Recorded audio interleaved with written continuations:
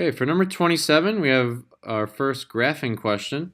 It says graph x squared minus 4x minus 1. There's even a little follow-up on the bottom of stating the axis of symmetry.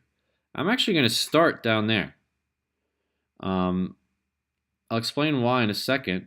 I'm just going to rewrite the equation down here so I can see it. Minus 4x minus 1. Why am I starting down at that little follow-up question? Because the axis of symmetry is where I kind of base my table around. So if I don't know what that is, the vertex or the axis of symmetry is just the x value of the vertex. I don't really know where to create or how to create my table, so I'm going to do this step first. The formula for the axis of symmetry, other than just looking in the graphing calculator, is negative b over 2a. So in this case, negative b would yield 4.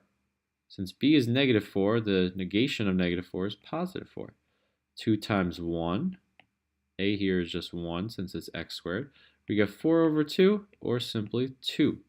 We do want to be careful. You lost points if you just simply wrote 2 and circled it. The axis of symmetry is a vertical line, so we want to express it as such. X equals 2. That's the equation of a vertical line. X equals. So now I know that in my table, 2 should be in the center. And I can pull these off the graphing calculator if I type the function into y equals.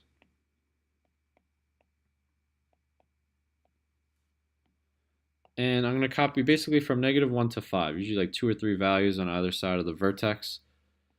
And I'm getting these right off the graphing calculator. How do you know you did this correctly? If you see that symmetry that I see. Notice, look at negative 5.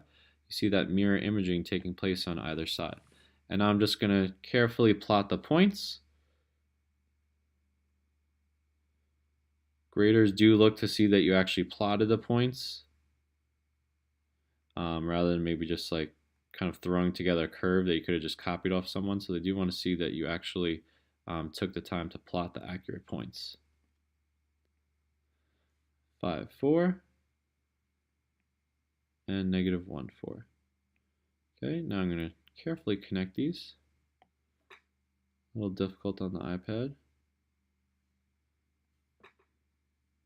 To form my parabola. Okay. So we've graphed the function. We stated the axis of symmetry. We wanted to be careful to say x equals. It is a vertical line, the axis of symmetry. Also be aware of that little formula of negative b over 2a.